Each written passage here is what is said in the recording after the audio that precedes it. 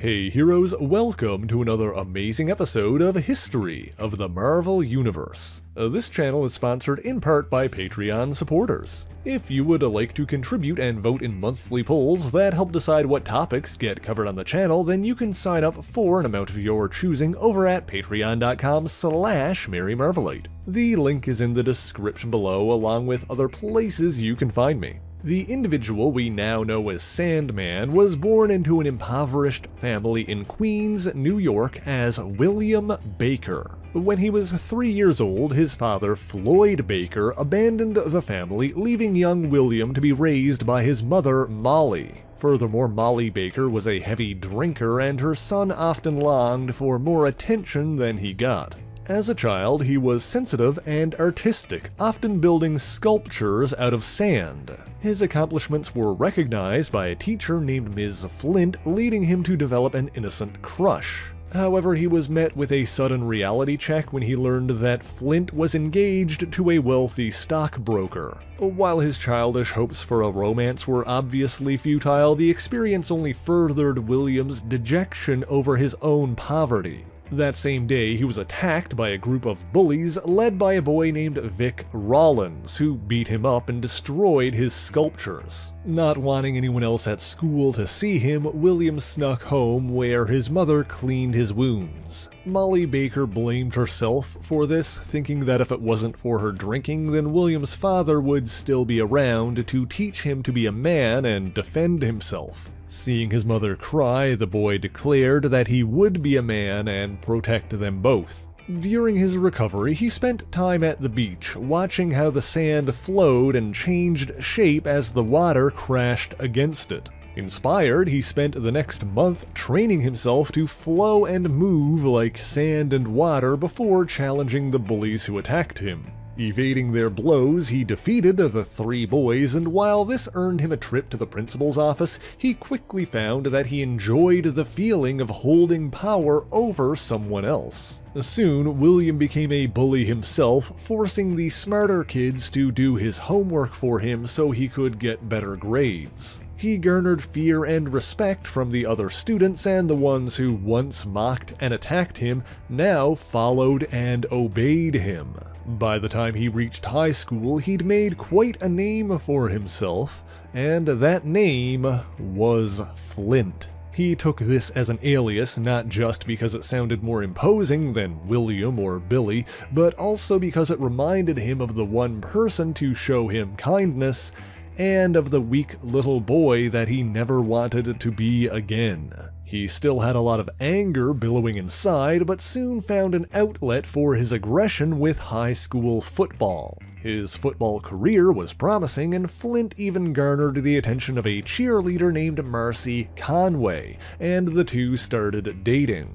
But then his bully-turned-lackey, Vic Rollins, came to him begging for help with his gambling debts. With Vic's mother in danger, Flint agreed to help and started throwing games for money. He thought that nobody would notice, but unfortunately for him, the coach quickly did, and threw him off the team, declaring that he'd never make his mark on the world. In a rage, Flint attacked the coach, badly beating him with his helmet, earning him an expulsion from the school. After that, he turned to a life of crime, partnering with Rollins for armed robberies and protection rackets. He tried to support his poor mother without her finding out about his illegal activities, but rumors soon reached her ears. And it wasn't long before Flint was caught by the police and sent to prison.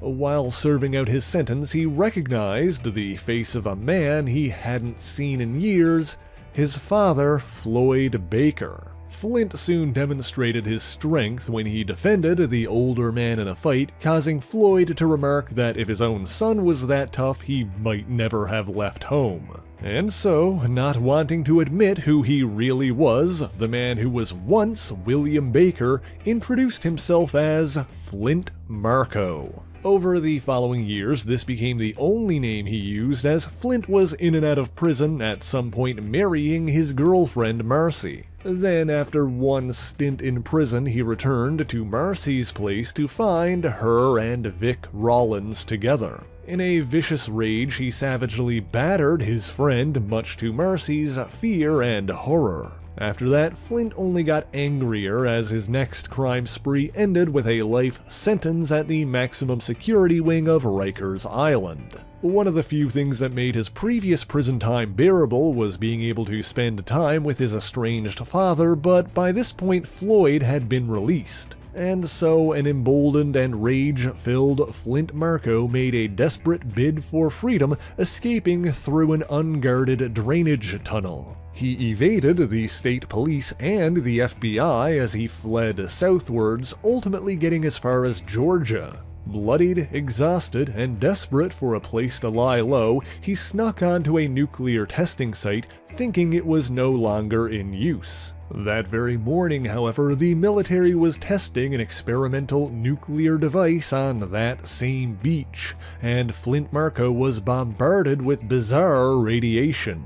Every cell in his body was awash with searing pain, and his screams were drowned out by the booming explosion until he passed out on the sandy shore. He awakened sometime thereafter to find that his body had somehow taken on the properties of the sand itself. At first he was horrified by what he had become, but soon realized that he could control every grain of sand in his body, allowing him to perfectly mimic his human form inside and out. Not only that, but he could quickly reform after taking any kind of damage, rendering him virtually indestructible. Furthermore, he was not limited to his own body mass, but could draw in more sand to increase his size and strength. The way this all works is that Marko's consciousness, his soul if you will, was entirely transferred into one specific sand particle that is capable of drawing in and controlling as much normal sand as it needs to form a body around it.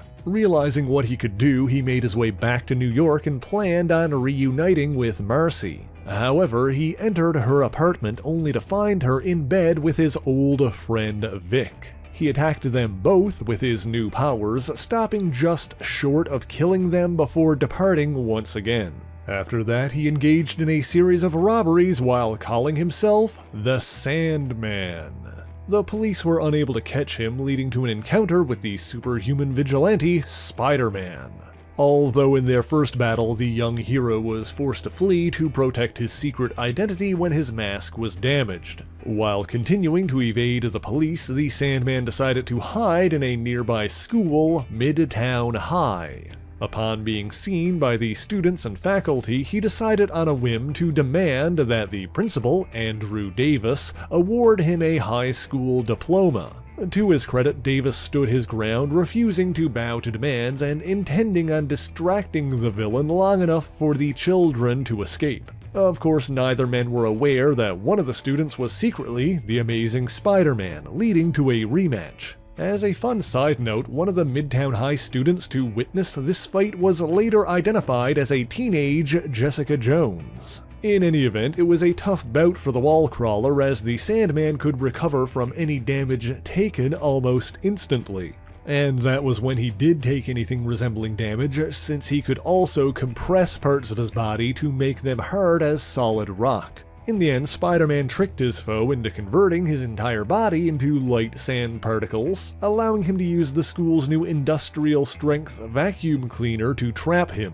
Another funny thing about this battle is that Spidey wasn't able to get any pictures of the actual fight, and so he faked shots after the fact by throwing sand into the air. Sandman was turned over to the police, but in those early days of the Marvel Age, municipalities were unequipped to hold someone who could alter their body's molecules like that. And by this point, his father Floyd had been imprisoned again, and so he broke him free as well. He intended on finally telling him that he was his son, William, but was interrupted by Spider-Man before he could. And in the ensuing battle, Floyd was seemingly crushed by a falling roller coaster. An enraged Sandman absorbed enough mass to grow to mammoth size and attacked. He attempted to crush Spider-Man with a metal Ferris wheel, but was defeated by a bolt of lightning. What Marko didn't know was that the hero actually saved Floyd Baker moments before the impact.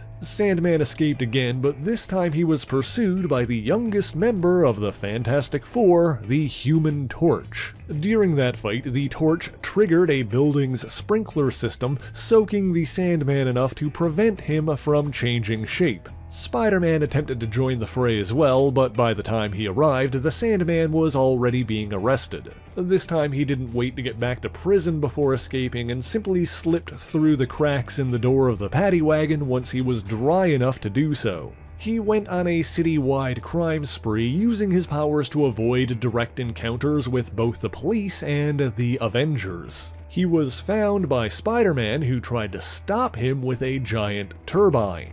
However, the hero inadvertently scattered the Sandman's particles across the city, allowing him to ultimately escape again. After pulling himself together, the Sandman was invited to a gathering of villains by the notorious Dr. Octopus. Calling themselves the Sinister Six, they conspired to wear Spider-Man down by challenging him one after the other without giving him a chance to recover. Ock likely realized that the disparate villains would be unable to coordinate a combined assault, and so a war of attrition was better than attacking all at once. Nonetheless, through cleverness, quickness, and determination, Spider-Man defeated all 6 sinister foes. Although the next time Sandman and Spider-Man clashed, the hero was hesitant to fight. At the time, his elderly aunt had recently fallen ill, and so the wall-crawler did not want to risk being unable to take care of her. Emboldened, the Sandman joined forces with a trio of criminal enforcers, Montana,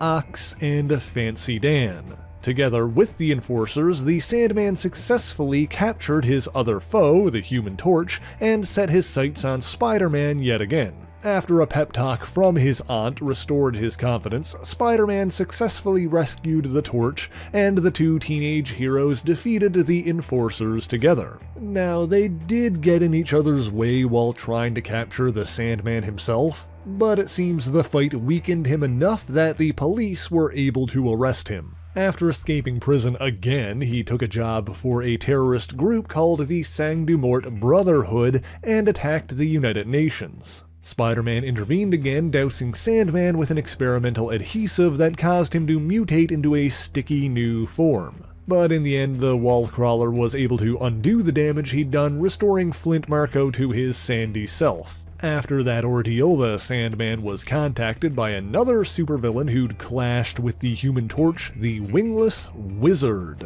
To be clear, the Wizard is not a sorceress character, but a mad scientist with a specialty in anti-gravity technology. Together with another Torch villain, Paste Pot Pete, and the amnesiac Inhuman, Madame Medusa, this group of malcontents became the Frightful Four. Seeking revenge on the Human Torch, the Sinister Quartet attacked the Fantastic Four's headquarters right after Reed Richards and Susan Storm's engagement party. However, the Human Torch was able to free his teammates, and the Frightful Four ultimately fled. The villainous team regrouped, and Paste Pot Pete gave himself a somewhat more dignified moniker, renaming himself the Trapster. For their next scheme, they took a simpler approach of luring the Fantastic Four to an isolated atoll and destroying them with an atomic Q-bomb. This came close to working, as the heroes were indeed in range when the explosive device detonated. However, Susan Storm's invisible force field was powerful enough to shield the Fantastic Foursome from the enormous blast. The Frightful Four then attempted to turn Ben Grimm, the Thing, against his teammates by using the Wizard's mind-altering id machine. Of course, they were ultimately defeated yet again, and while Medusa escaped, the other 3 were captured by the Fantastic Four. By this point, the city had finally built a prison cell capable of holding the Sandman without him slipping through the cracks. However, the Wizard later used a pair of pilfered chloroform capsules to knock out the guards and free Marko once again. The Fantastic Four attempted to intervene, but the Sandman escaped to battle them yet again. Between these encounters, he learned how to enhance his power by combining his particles with different substances and designed a proper supervillain costume for himself, equipped with capsules containing said substances. He also briefly allied with an alien from the Negative Zone named Blastaar. During this time, the police employed a cement gun made specifically to incapacitate the Sandman, and so it's interesting to note how technology gradually developed early in the Marvel Age to capture and contain superhuman criminals. However, they were unprepared for the explosive powers of Blastaar, who swiftly freed his new ally. But in the ensuing battle with the Fantastic Four, the Thing pulled the Sandman into the water and struck him so hard that his entire body shattered into sand particles. The tide then pulled him further apart, carrying him away while the FF banished Blastaar back to the negative zone. Of course, it was only a matter of time before the Sandman's body reformed yet again. Wishing to recover his ally, he attempted to steal an experimental space warp craft being developed by the US Air Force. This scheme put him into conflict with yet another superhuman, the Incredible Hulk. He escaped their initial encounter but was coerced into fighting him again by the international crime lord known simply as the Mandarin. That battle ended when the Sandman fell into a heated, pressurized vat while the Mandarin fled. As a result, Flint Marko was transformed from a Sandman into a living glass statue. He was understandably terrified of what might happen if he were shattered in that state, but the Hulk's gentle ally, Betty Ross, convinced the Green Goliath to let him go. Marko then reunited with the Wizard, who used his advanced technology to restore him to his proper Sandman form. The Frightful Four attempted to launch another attack on their enemies, but by this point Medusa had already allied herself with the Fantastic Four. Furthermore, the remaining three were quickly dispatched by the witch Agatha Harkness, another ally of the heroic foursome. Marko was able to escape again, but soon discovered that the Wizard's treatment was temporary as he slowly started turning back into glass. For a more permanent solution, he forced a doctor named Albert Marquand to perform a complete blood transfusion at gunpoint. Ironically, the most compatible donor they could find was the same woman who'd convinced the Hulk to spare him, Betty Ross. This naturally led to another battle with the Hulk, during which the Sandman's body was dispersed underwater much like it had been before. Furthermore, Marko's silicate blood caused Betty to transform into an inanimate glass statue. She was later restored by Doc Samson's cathexis ray machine, but that's a story we've covered elsewhere on the channel, so I'll link that in the description. Sandman eventually reformed and battled with Spider-Man and the Human Torch once again. But with it being Christmas Eve, the two heroes allowed their adversary to visit his ailing mother, who remained unaware of his supervillainy. After that, the Sandman reunited with the Wizard and the Trapster, and the three villains began searching for someone to replace Medusa as the final member of the Frightful Four. Their first target was none other than Spider-Man, who they briefly brainwashed into working for them.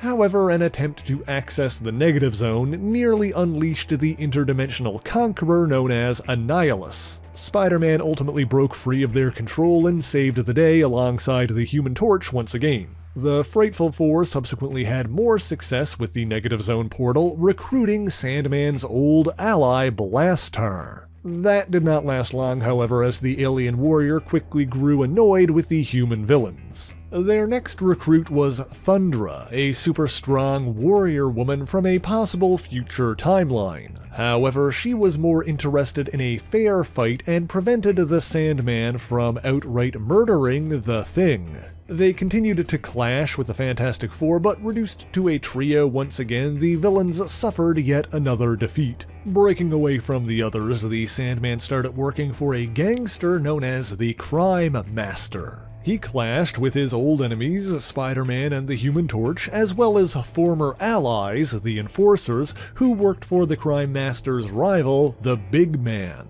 The whole feud between the Big Man and the Crime Master is a whole other story, so let me know in the comments if you'd like to see a video focusing on that. In any event, the two crime bosses were able to put their enmity aside long enough to turn against Spider-Man and the Torch. This conflict also caught the attention of a group of martial artists, the Sons of the Tiger. Sandman initially gained the upper hand against these new challengers, capturing all four of them.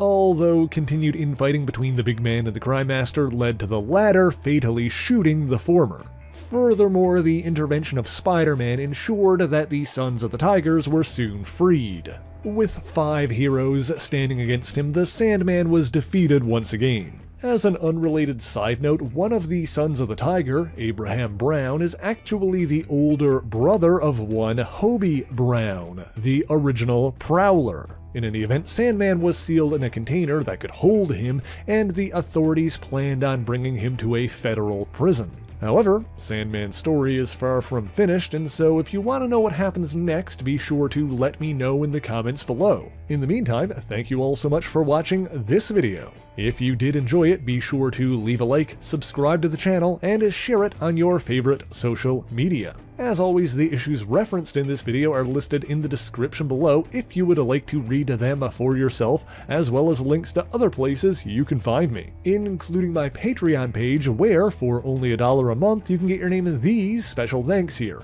and vote in monthly polls that help decide what topics get covered on the channel. But that is all I have for you guys this week, and so until next time, true believers, Excelsior!